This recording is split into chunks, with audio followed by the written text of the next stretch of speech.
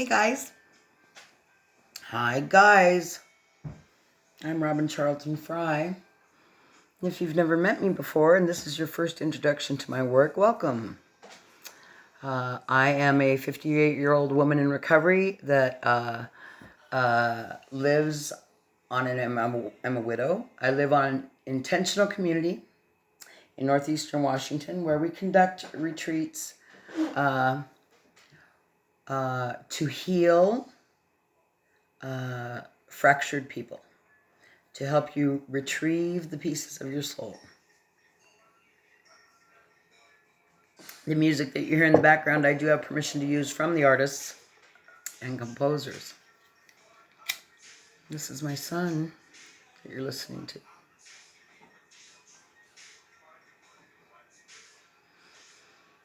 I'm a 58-year-old woman. I'm a breast cancer survivor. I'm a widow. I have lost my husband secondary to addiction, the disease of addiction, by his own hand. It has been 9 years since he passed away. This is Palo Santo. Very nice.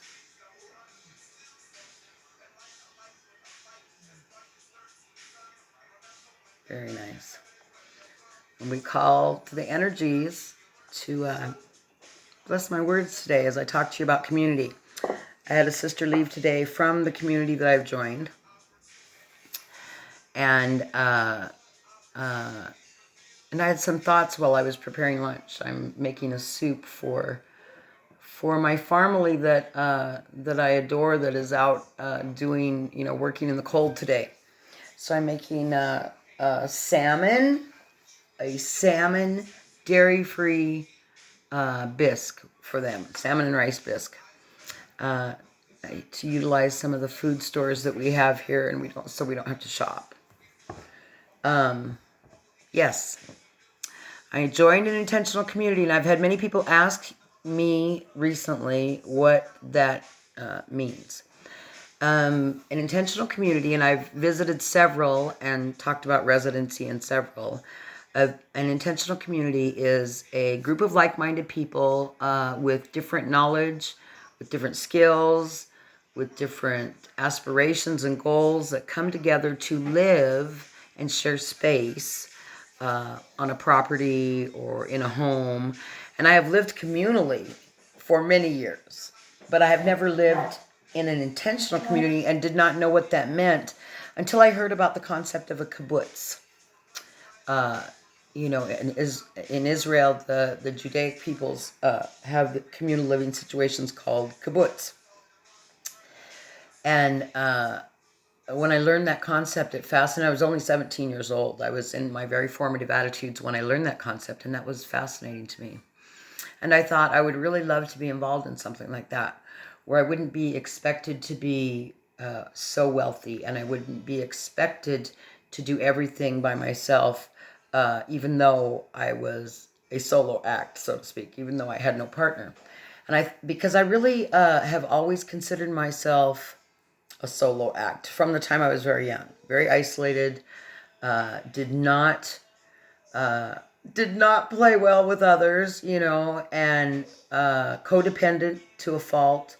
I worked in the healthcare industry for 30 plus years as a specialty nurse with ventilator patients. And,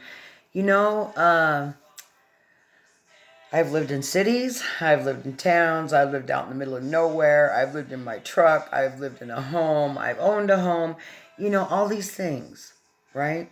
Many situations. And when you get to be 58 years old, you decide what you want. When you get to be, some people know when they're 30. I knew when I was 17, but it's taken me till 58 to figure out how to get it, okay? And, I've survived breast cancer. I've survived my husband's suicide by his own hand in my presence. I've survived childbirth twice.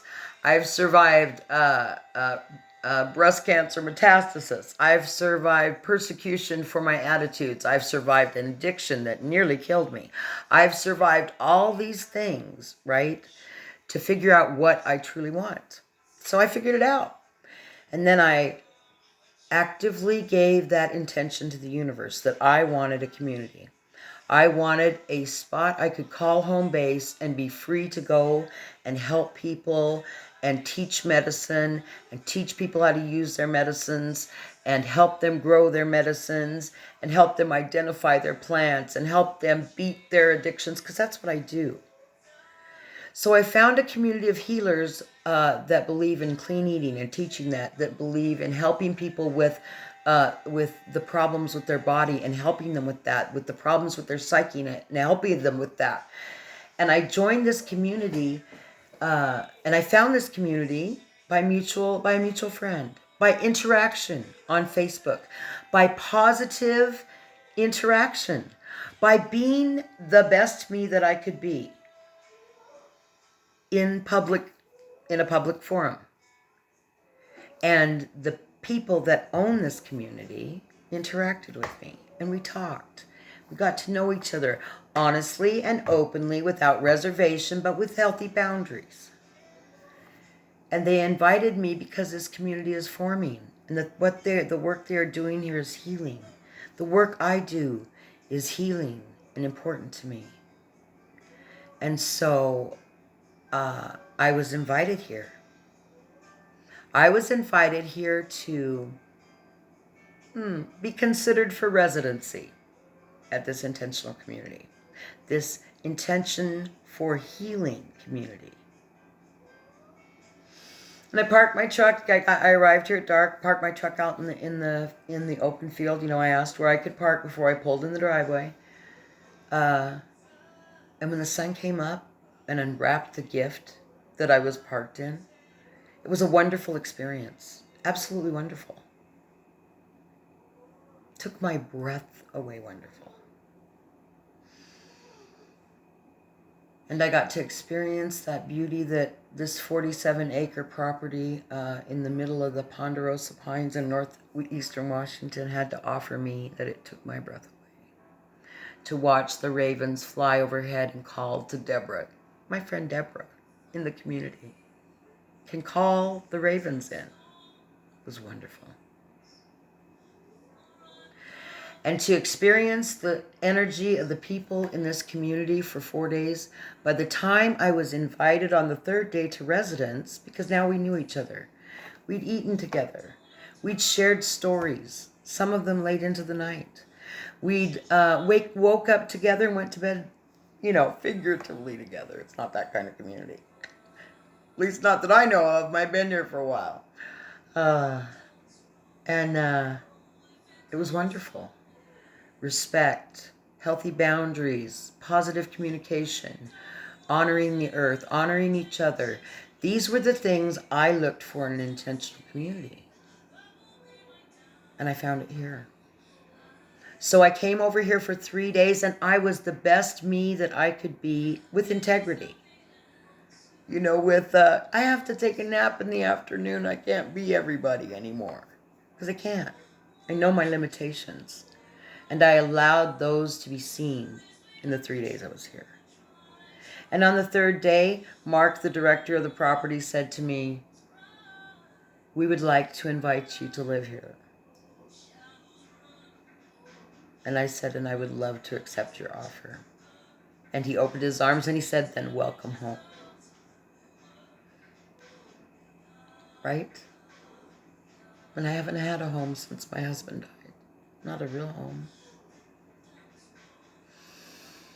And this way I will be able to go and teach and learn and help and spread the message of hope in this world from here, from my intentional community. And if you want to join an intentional community, Google intentional communities. There's many. There are now groups on Facebook. There are groups on the internet. The Foundation for Intentional Community is one. I think it's FIC or FC.org, FI. Something. The Foundation for Intentional Community. And they list the ones that allow visitors, the ones that are allowing are accepting new residents. And you can find one. They've got their mission statements. They got their vision statements on there. They have all these statements so that you can figure out who you want to be and who you want to be with. Tell you what, I just had a friend come visit, and when she left today, she said, "You know what? It's so peaceful here. The interactions are so kind. The interactions have so much integrity. How you conduct... She said, I've changed. Of course I have. Of course I have. That's what I came here to do. I came here to change. I wanted something different, and I put it on paper what I wanted. And the universe brought it to me, because that's how the universe works.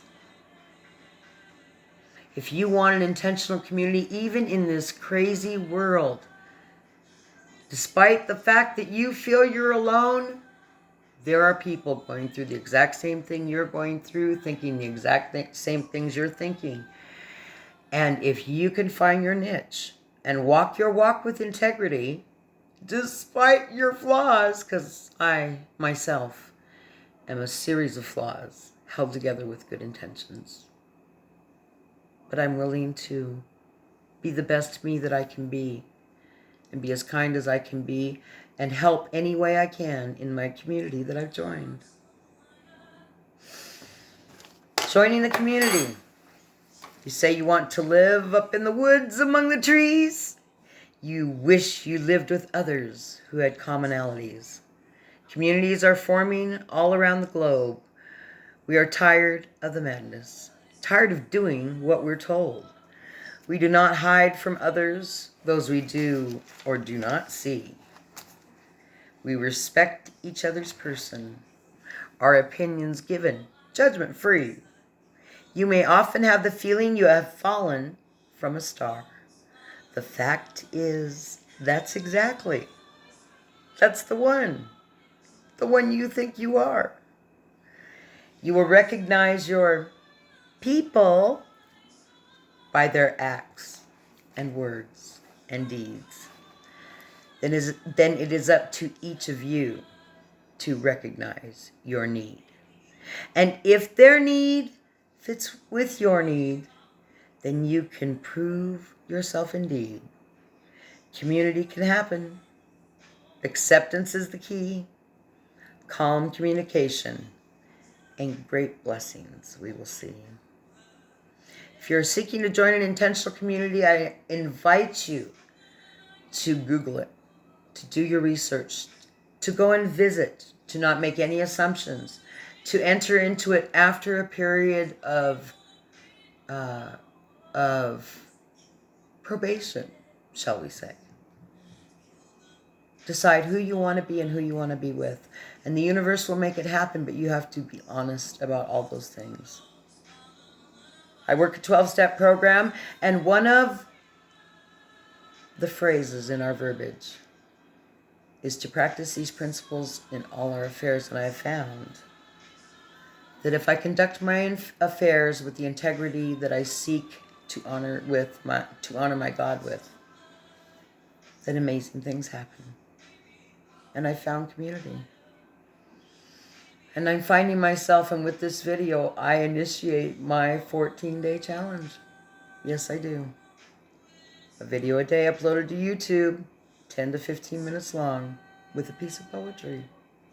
I found my community and found the encouragement that I need in it to move forward. The foundation I work for is the Meal Foundation. Meal Foundation, MEEHL Foundation.org. All one word. I will post the link in the comments. Please feel free to find out what I'm learning in my intentional community and the benevolent offering we have for humanity. I wish you well in your hunting for a community. Hit me up if I can answer questions about mine. I'm Robin Charlton-Fry. Have a wonderful, blessed Saturday afternoon. See ya.